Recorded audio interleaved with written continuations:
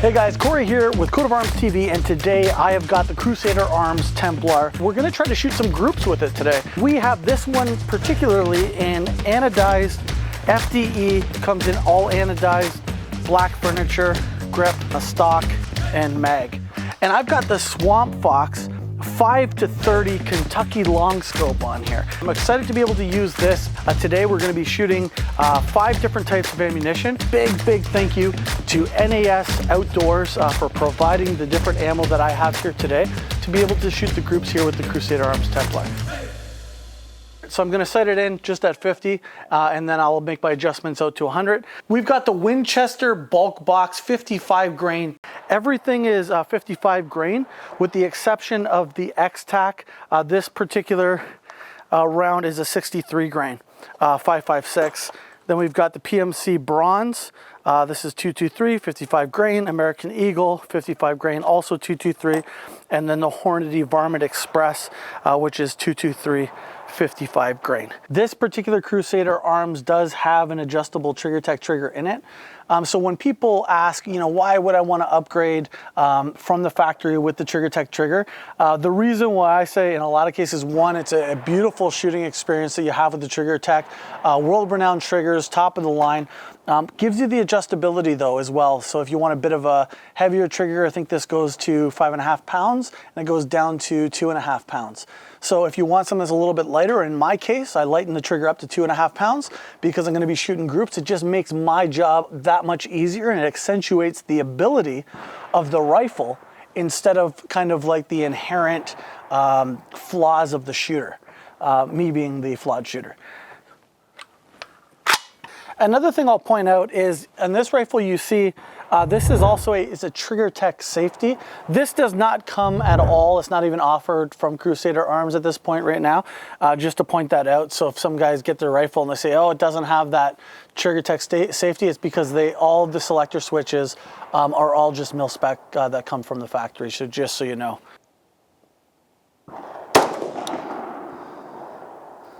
I'm not on paper, so I don't know. I think it's shooting high right. So let's lower this down some. All right, we're on paper. So that was my redneck adjustments that I did there. Basically, for anybody who doesn't know, if you don't have a laser available, like something that can co-witness with your sight over bore, to be able to post a laser out there and then adjust your optic down to wherever the laser dot is. I didn't have a bore laser, so I was kind of doing this offhand. How I determined that it was shooting high right without me being able to visually identify like where the bullet's splashing is by looking down the rail section, kind of straight down at the target, kind of get it orientated, hold it still. I looked up at my sight and saw where it was shooting, and it looked like it was shooting high right. I made some really fast adjustments to my reticle where I thought it was off, and then right away it was now on paper. Again, not where it needs to be, but it's on paper as to opposed to being not on paper. So now I'm gonna fine tune the adjustment from here. I see that I am almost on point for my windage. The only problem is I'm about 6 inches low. So now I'm gonna adjust this to account for how low it was. I see where it's grouping right now. I'm on paper, so I can shoot groups with it. About an inch group, 4 shots at 50 yards. So now I'm gonna put a shot on paper out to 100 and just get an idea of where is it grouping at the 100 now, because I know where it's grouping here at the 50.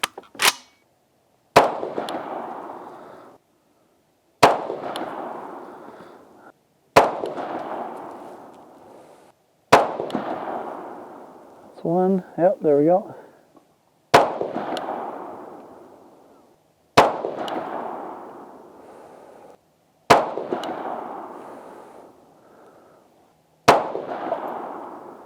I'm on paper at 100, consistently shooting. I know what I'm doing now. So we're walking out to the 100-yard mark and we're gonna see, just pick a spot in the target, pull the trigger consistently. Wherever the bullets group, they group, and that's what we're measuring to identify the capability of the rifle itself. I'm going to start off bronze stuff right off the jump. PMC bronze, 55 grain, 223.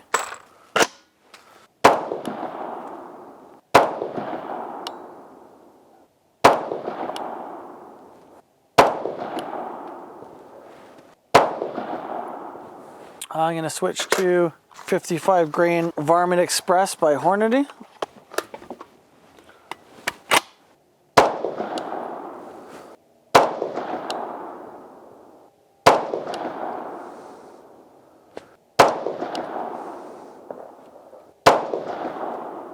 That looks like it wasn't bad for what I'm shooting here. Let's go to the Federal 223, 55 grain, Federal American Eagle. Stuff you pick up at your local sporting store.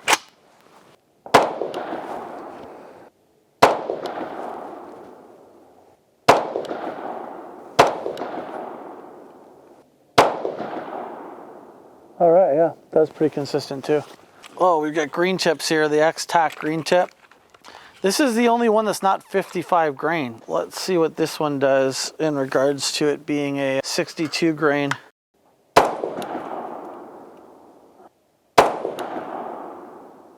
Nope, stacking nice.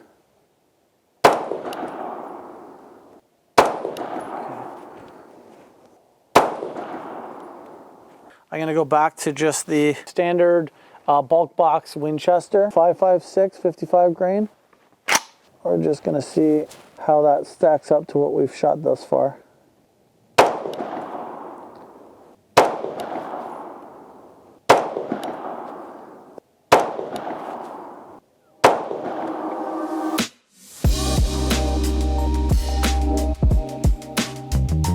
We started off with the Winchester white box, and if we're gonna come in here and measure this, this being the worst of all of the groups here, if you check that out, we're right under maybe 2 3/4 of an inch. The second Winchester white box stuff that I shot a group with, you're looking at just over 3 inches. So you got about 2 3/4 inch group here, and then you have just over 3 inch group here with the Winchester white box. That's the bulk box ammo.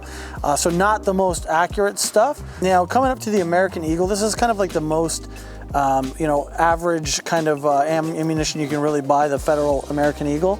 And if you're checking that group out, it's about 1 3/4 inches, or just there under 1 3/4 inches. Now, if we move to the bottom left, we got the Hornady Varmint Express. You're looking at about, it's one of the better groups we had, about 1 1/4 inches. And below that, we've got the PMC Bronze. Again, a little bit less expensive, and you're looking at about 1 3/4 inches, or just a hair over 1 3/4 inches there. One of the better groups you'll see down here in the bottom right-hand corner is the X-Tac, the green tip stuff. This stuff is just under 1 3/4 inches, but with that being said, this 3-shot group is under 1 inch. So it's actually about 3/4 of an inch. So if you really factor in, again, I felt like I pulled this one. So if you just factored in like even this flyer up here, you're looking again just around 1.5 inches or less. I think with some properly hand-loaded ammo or some match grade stuff, if you can get your hands on it, you could really confidently be around 1 inch or less. Less being on more of the rarer side, but right around 1 inch. So if you really factor it across the board, you're looking at about 1 inch to about 3 1/4 inches is what I would expect from the Templar with varying different ammo. So for me, I'm actually quite happy with that group. Again, with my own capabilities of shooting, I think if I spent more time shooting groups, really built up a more stable platform and had a little bit more trigger time, I'm really confident I could probably consistently get this down to about 1.5 inches. And with a semi-auto rifle, I'm pretty happy with that. If you like what you see, be sure to subscribe and click the notification bell so you don't miss out. Like us on Facebook, follow us on Instagram, and as always, leave us a comment. We want to hear what you have to say. If you want to support us, you can go to coatofarmstv.com for all of our latest apparel. This is Coat of Arms.